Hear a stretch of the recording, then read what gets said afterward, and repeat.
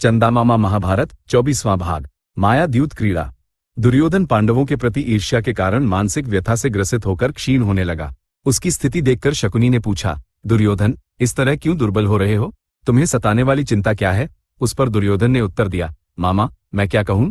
अर्जुन के पराक्रम के बल पर युधिष्ठिर ने समस्त पृथ्वी को जीत लिया, राजसूय यज्ञ किया और साम्राज्य की लक्ष्मी को वरण कर लिया। सभी राजा उनके अधीन हो गए। कृष्ण ने शिशुपाल का भरी सभा में वध कर दिया तो एक भी व्यक्ति ने चू तक नहीं की। सभी नरेशों ने रत्न राशियां लाकर पांडवों के चरणों में उड़ेल दी। उनका वैभव वर्णन से परे है। उनका ऐश्वर्य देखकर मैं स्वयं को सर्वथाहीन मानने लगा हूं। जब हम सभा देख रहे थे तब मुझे देखकर उन्होंने किस प्रकार उपहास किया था वो तुमने देखा ही था ना। मेरे लिए जीवन कष्टकारी हो गया है। मेरी इस पीड़ा को मेरे पिता से कहो। ये बातें सुनकर शकुनी ने डुआधार यपेओ की मात्रा धन से कहा, तुम पांडवों की संपत्ति देखकर ईर्ष्या क्यों करते हो? उन्होंने वो संपत्ति उचित मार्ग से ही अर्जित की है। उन पर दैवीय समर्थन बहुत अधिक है।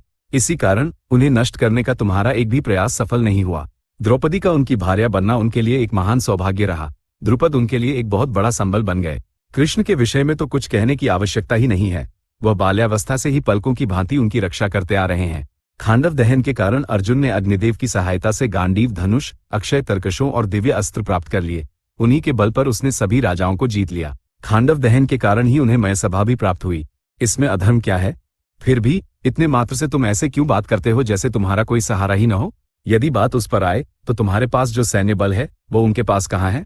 क्या तुम्हारे पास 99 भाई, महान धनुर्धर द्रोण, समस्त अस्त्रों के ज्ञाता अश्वत्थामा, कर्ण, कृपाचार्य, मैं और हम सब नहीं है? यदि ऐसा है तो हम सेना लेकर जाएंगे, पांडवों से युद्ध करेंगे और उस मय सभा को हस्तिनापुर ले आएंगे। दुर्योधन ने कहा, दुर्योधन, पांडवों को जीतना इतना सरल नहीं है। युद्ध किस लिए? उससे भी अधिक उन्हें परास्त करने का एक सुगम उपाय बताता हूँ, सुनो। युधिष्ठिर को द्यूत क्रीड़ा अत्यंत प्रिय है। उसे चौपड़ खेलने के लिए आमंत्रित करो। मैं उसे खेल में पराजित करके उसका राज्य और संपत्ति छीनकर तुम्हें दे दूंगा। तुम केवल धृतराष्ट्र की अनुमति प्राप्त कर लो, शकुनी ने कहा। जब शकुनी दुर्योधन को साथ लेकर धृतराष्ट्र के समीप पहुंचा तब राजा धृतराष्ट्र युधिष्ठिर द्वारा पूर्ण किए गए राजसूय यज्ञ के विषय में अत्यंत हर्षित हो रहे थे। शकुनी ने उनसे कहा, हमारा दुर्योधन सूखकर आधा रह गया है। उसके मुख की कांति लुप्त हो गई है। इस बात पर धृतराष्ट्र चौंक उठे। दुर्योधन को निकट खींचकर उसके शरीर पर हाथ फेरा और पूछा, इस प्रकार क्षीण होने के लिए तुझ पर क्या कष्ट आ पड़ा है मेरे बच्चे? उस पर दुर्योधन ने कहा, मुझे मानसिक व्यथा ने जकड़ लिया है। निद्रा नहीं आती, भोजन रुचिकर नहीं लगता, किसी भी बात से प्रसन्नता नहीं होती। शत्रुओं का वैभव देखकर मुझे यह मानसिक व्यथा हुई है। जो संपत्ति युधिष्ठिर के पास है वो भूतकाल में कभी किसी राजा के पास नहीं रही। मैं क्षीण न हूं तो क्या करूं? तत्पश्चात शकुनी ने धृतराष्ट्र से कहा, हे राजन, युधिष्ठिर को द्यूत क्रीड़ा का अत्यधिक व्यसन है, परंतु खेल में प्रवीणता नहीं है। मैं चौपड़ के खेल में पूर्णतः निपुण हूं। अपनी युक्ति से मैं युधिष्ठिर की संपूर्ण संपत्ति तुम्हें प्राप्त करवा सकता हूं। जब कोई समकालीन राजा युद्ध अथवा द्यूत क्रीड़ा के लिए आमंत्रित करता है तो उसे अस्वीकार करना क्षत्रिय धर्म के विरुद्ध है। इसलिए यदि हम आमंत्रित करेंगे तो युधिष्ठिर खेलने अवश्य आएगा। तब दुर्योधन ने पिता के चरणों में गिरकर शकुनी के कथनानुसार करने की अनुमति मांगते हुए अश्रु बहाए। धृतराष्ट्र ने दुर्योधन से कहा, विदुर से परामर्श लेकर देखते हैं कि वह क्या करने को कहते हैं। यदि विदुर को बताया तो वो इस विचार को कदापि स्वीकार नहीं करेंगे।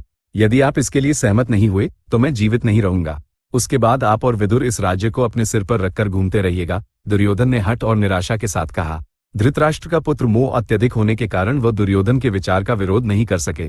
उन्होंने अनेक प्रधान शिल्पकारों को बुलवाया और मय सभा जैसी ही एक सभा का निर्माण करने का निर्देश दिया तथा उसे एक सहस्र स्तंभों, 100 द्वारों और विभिन्न प्रकार की कलाकृतियों से युक्त मंडप के रूप में तैयार करने को कहा।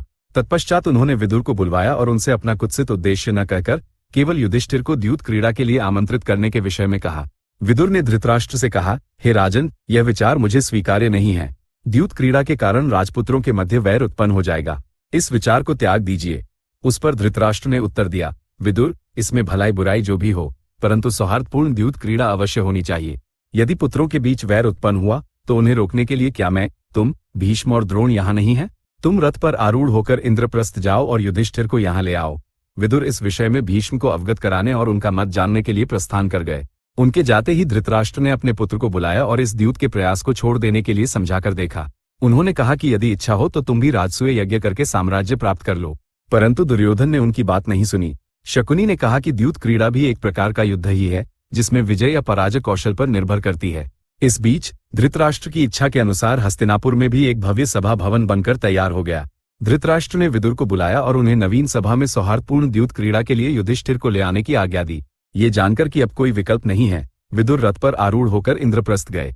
युधिष्ठिर ने उन्हें उचित सत्कार दिया और कुशल क्षेम पूछते हुए कहा, विदुर, क्या तुम सकुशल हो? तुम्हारा मुख इस प्रकार उतरा हुआ क्यों है? क्या धृतराष्ट्र, दुर्योधन आदि सब सुखपूर्वक हैं? उस पर विदुर ने उत्तर दिया, सभी सकुशल हैं।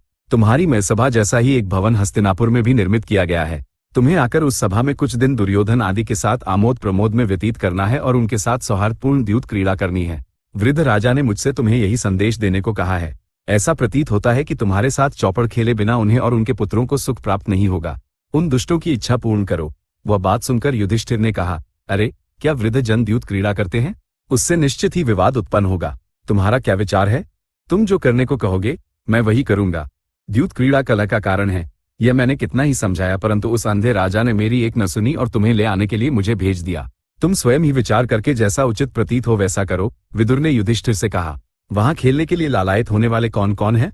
युधिष्ठिर ने पूछा, शकुनी, विविंशति, चित्रसेन, सत्यव्रत, पुरुमित्र और जय। विदुर ने बताया, का अर्थ है कि सभी जुआरी एक स्थान पर एकत्र हुए हैं, परंतु विपत्ति तो आकर ही रहेगी। जब बड़े बुलाएं तो जाना अस्वीकार नहीं करना चाहिए। द्यूत क्रीड़ा के लिए आमंत्रित किए जाने पर न जाना मेरा नियम नहीं है। अत्यंत भय लग रहा है। जो होना होगा देखा जाएगा। मैं कल प्रस्थान करूंगा। युधिष्ठिर ने कहा। यात्रा की तैयारियां हो गईं। युधिष्ठिर अपने भाइयों और द्रौपदी को साथ लेकर हस्तिनापुर आए। उन्होंने पूजनीय धृतराष्ट्र, भीष्म, द्रोण, कृप और अश्वत्थामा को प्रणाम किया। अनुजों को स्नेह दिया और गांधारी से कुशल मंगल पूछा। द्रौपदी के मुख पर महारानी की कांति देखकर दुर्योधन आदि की पत्नियां ईर्ष्या से भर गईं। वो दिन व्यतीत हुआ और अगले दिन भोर होते ही युधिष्ठिर ने अपनी नित्य क्रियाएं पूर्ण की और उस द्यूत भवन में आए जहां शकुनी, दुर्योधन, दुशासन आदि उपस्थित थे तथा वहां सभी बड़ों को प्रणाम किया। तब शकुनी ने युधिष्ठिर से कहा, हे राजन, कुछ लोग इस सभा में तुमसे भेंट करने आए हैं। कुछ अन्य लोग मनोरंजन के लिए तुम्हारे साथ चौपड़ खेलने आए हैं। इसलिए नियम निर्धारित करके इन पासों से द्यूत क्रीड़ा का शुभारंभ करते हैं। उस पर युधिष्ठिर ने कहा, शकुनी, खेल में कपट करना घोर पाप है। उससे क्षत्रिय की कीर्ति प्रकट नहीं होती। इसलिए हमें वंचना से जीतने का प्रयास मत करो। हम अपने द्वारा अर्जित धन का उपयोग ब्राह्मणों के संरक्षण और दुष्टों के दमन के लिए करते हैं। वेद अध्ययन में समर्थ एक श्रोत्रिय दूसरे श्रोत्रिय को वेद अध्ययन में ही पराजित करता है। वैसे ही कपट करने वाले जुआरी को युक्ति से ही जीतना चाहिए। ये स्वाभाविक है। यदि द्यूत क्रीड़ा तुम्हें प्रिय नहीं है तो मत खेलो, शकुनी ने कहा। युधिष्ठिर में पौरुष जाग उठा और उन्होंने कहा, आमंत्रित किए जाने के पश्चात पीछे हटना अपमानजनक है, इसलिए मैं खेलूंगा। मेरे सम्मुख खेलने वाला कौन है? मेरी ओर से मेरे मामा शकुनी खेलेंगे। वो जो भी दांव लगाएंगे उसे मैं प्रस्तुत करूंगा। दुर्योधन ने कहा, एक व्यक्ति के स्थान पर दूसरे को खेलते हुए मैंने कभी न देखा है न सुना है। ये सर्वथा अपूर्व है। फिर भी जैसी तुम्हारी इच्छा हो वैसा ही होने दो, युधिष्ठिर ने कहा। जब धृतराष्ट्र ने कुरु वंश के वृद्ध जनों को अपने साथ खेल देखने के लिए आमंत्रित किया तो भीष्म, द्रोण, कृप और विदुर आए और सभा को सुशोभित किया। प्रथम दांव के रूप में युधिष्ठिर ने अपने हार की मणि दांव पर लगाई तो दुर्योधन ने अपने पास उपस्थित समस्त रत्न राशियां दांव पर रख दी। पासा फेंके जाने पर युधिष्ठिर की वह मणि हार गई। उसके बाद से युधिष्ठिर ने जो भी वस्तु दांव पर रखी वह सब शकुनी जीता गया। खेल में हारते जाने के कारण युधिष्ठिर की मत्सरता और अधिक बढ़ती गई।